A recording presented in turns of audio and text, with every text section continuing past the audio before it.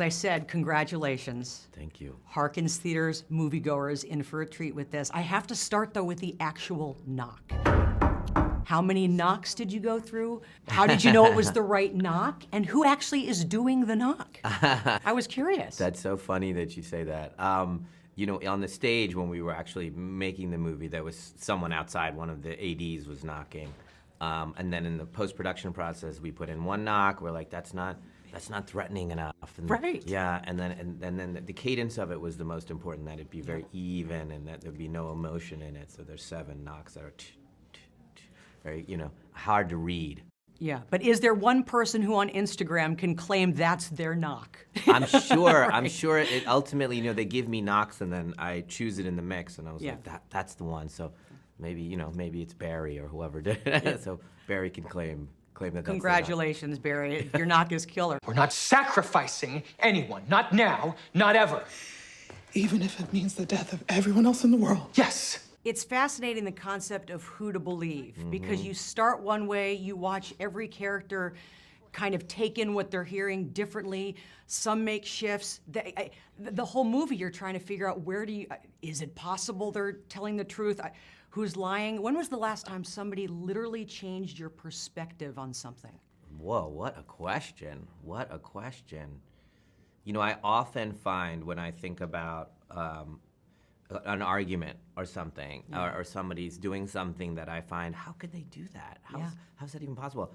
I try to think of it from the other perspective, as clearly go, how is this a rational action, you know, in light of this? And even, you know, when you're thinking about crime and something really heinous, you're going, how at the core, what is that? And oftentimes that brings empathy, which is interesting. It's surprising, but it brings empathy, and the great advisors remind me of that. My name's Leonard. Well, it's nice to meet you. You know, this is such a great film. You have to be thrilled by some of the early reviews.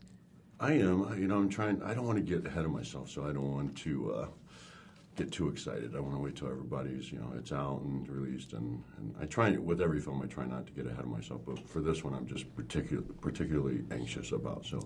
Can I ask, what about this is making you anxious? I mean, I know that you've always self-doubted as it relates to this, but... That's what it is. It's me.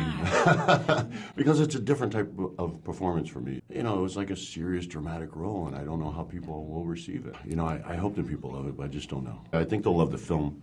It's me for selfish reasons. They're gonna love you, I promise. You know, what's harder though, when you're already nervous about something and your character displays, I mean, that's the cool thing. You see your face close up expressing fear, regret, torment, anxiety. Like, there's a gazillion things that you pull off. What's the hardest emotion to pull off, in your opinion?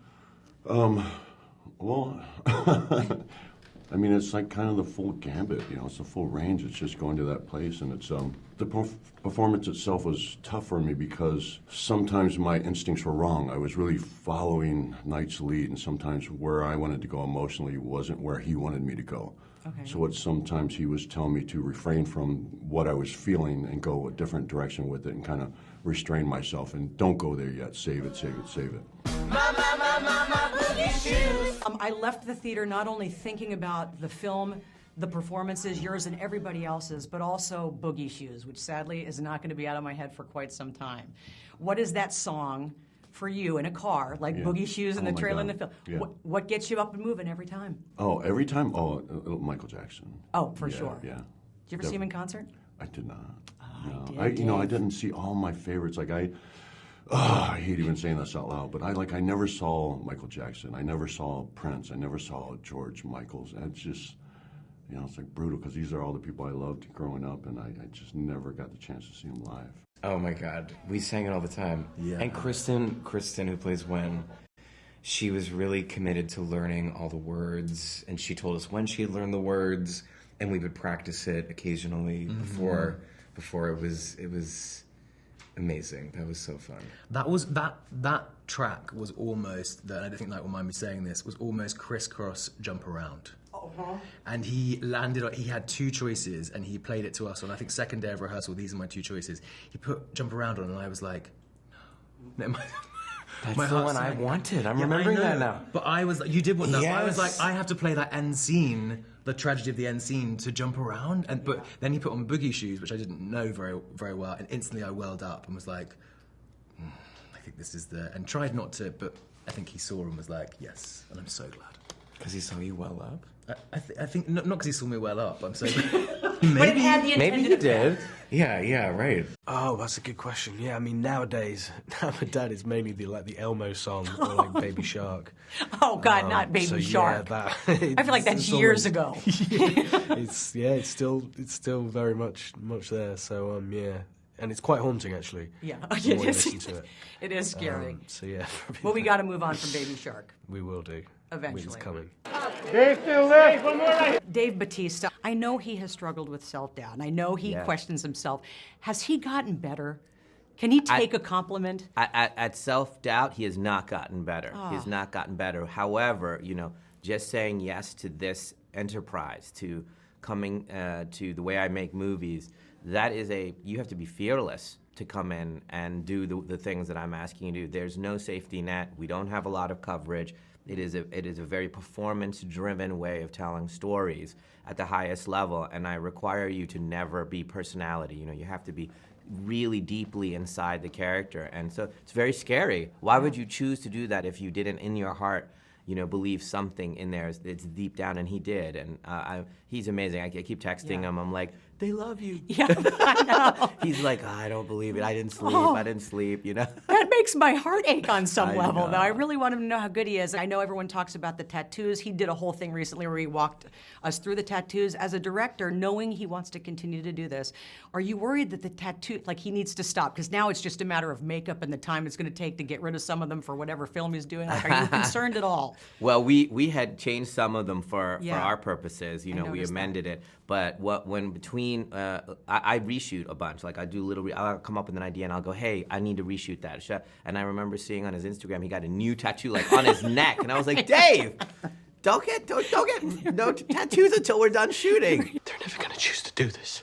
It's interesting. I was reading an article where Rupert said this movie addresses his two fears, home invasions and the apocalypse. Yeah. If we were to actually make a film addressing your two current fears, Yeah. is that this film? That is this film. Okay. Yeah. So yeah, home invasion is kind of the fear that your family's in danger, that your home is not the sacred place that everyone considers sacred. Someone actually, breaks in, and it's our primal fear that you can't keep your family safe. And then the second thing is more general of all of us. Where are we? Are we seeing the signs of the end of the world? And is everything coming to an end? That we're all feeling this in some form with the pandemic and weather and all of that stuff. So those two things kind of collide together in this film. I don't like tight, like when I went to Youth for Christ camp. Oh boy. Okay. Not that that's my only fear, but when I was at Youth for Christ camp and we went spelunking. I was thinking that we call it caving, but anyway, sorry. Really? Yeah, Being in like tight, spelunking. you had to exit through what they called the birthing canal.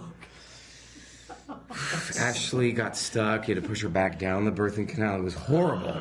Actually This got is a pushed back metaphor. down the birthing canal. Ashley, like Winnie the Pooh, had like gotten out with her top, but they had to push her back down the birthing canal. It was a nightmare. But that was terrible. But just being in the cave, being in that tight space that would be my favorite. I've got to pick something different, but I was thinking the same. And my church group, we called it caving, and there was a thing called the wormhole that you had to crawl through. It was so tiny that you couldn't lift, because you had a helmet on, you couldn't lift your head this way to look where you were going. You had to keep your head like flat to the floor. Oh God, This is no! torture. Wow. Yeah. I'm literally sweating listening to Tight these stories. spaces, tight spaces. Should we do a spelunking film? I love the idea of the captors. Again, I don't want to give it really much away, but the idea of them letting the people that they've now tied up learn a little bit about them. Either, maybe it'll, for whatever reason, because I think that's up for audience interpretation. Is there something about Dave Bautista that when you learned it, it shifted your perspective on who he was before you learned that thing to after? Yeah, absolutely. I mean, he's an incredibly surprising character. You always kind of have these kind of expectations, these perceived kind of ideas before you meet someone. But I don't know. There's something so kind of gentle and vulnerable about him that's just so juxtaposed with the presence, because he is huge. When I first saw him, I couldn't believe that he was real. He was just staggering. But yeah, no, I mean, he's full of surprises, and he's just so great in this movie. He's just so kind of tender and just no one else could have played that character, I think. I thought that was a place that you could agree with him. I don't want to give away the cameo, but Knight makes a cameo. Of course. Hawking a certain product, and we won't say what. Yeah. Besides the tattoos, obviously, what is something that if you were to show up in an infomercial hawking a product you love, what's that product? Oh my God. It'd have to be something like ridiculous like something silly that wouldn't, nobody'd want nowadays, like the Mr. Microphone. Something from the, K-Tel record or something like that I remember from my childhood. Love it. Yeah. Happy birthday, by the way. I know Yeah, it's not no, too thank long you. ago. What a Yeah. pleasure. Thank you. I will ask for the last time. Will you make a choice?